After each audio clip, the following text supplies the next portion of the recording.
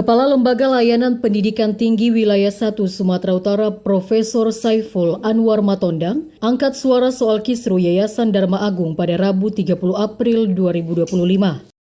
Profesor Saiful Anwar Matondang mengatakan pihaknya hanya mengakui kepengurusan Yayasan Perguruan Dharma Agung sesuai SK Menteri Hukum dan HAM tanggal 10 Februari 2025. Profesor Saiful Anwar Matondang saat ditemui di ruangannya menegaskan LL Dikti tidak memiliki kewenangan menyelesaikan konflik yayasan selain Pengadilan Tata Usaha Negara atau PTUN. Kemudian, soal kisru rektor, Profesor Saiful Anwar menegaskan bahwa LL Dikti tidak berhak mengangkat atau memberhentikan rektor.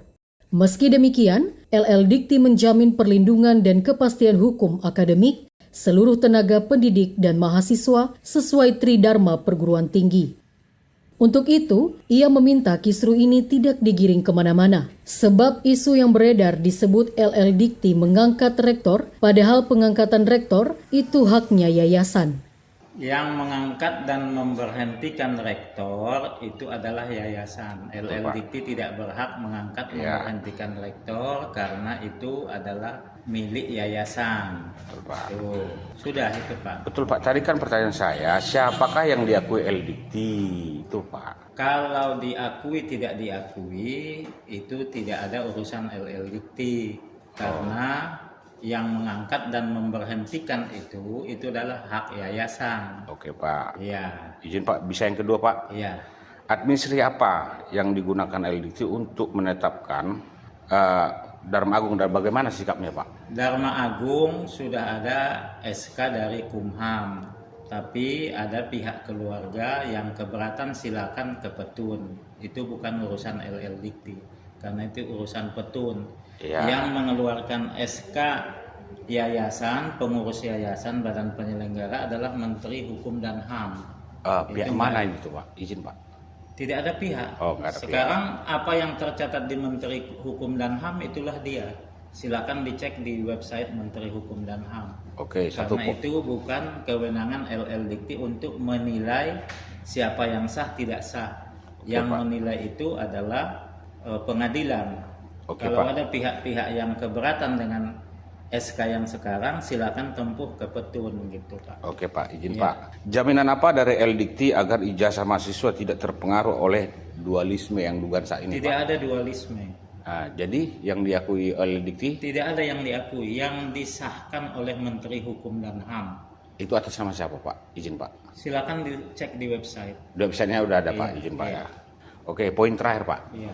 Apakah LL Dikti akan memfasilitasi para pihak yang bersengketa? Tidak, itu urusan pengadilan.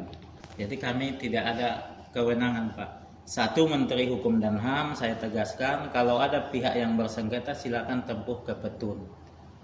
Karena yang menerbitkan SK itu Dirjen AHU Menteri Hukum dan HAM. Kami hanya memberikan perlindungan kepada dosen dan mahasiswa untuk melakukan Tridharma Perguruan Tinggi. Jadi kami jangan dibawa-bawa, Pak, karena itu Menteri Hukum dan HAM. Justru itu makanya saya datang kemari wawancara, Pak, karena di ruang publik, Pak, ini jadi isu kurang bagus, Pak. Isunya kok dibawa-bawa ke LL Dikti. Pak. Yang mensahkan pengurus badan yang sekarang dicek di website Menteri Hukum dan HAM.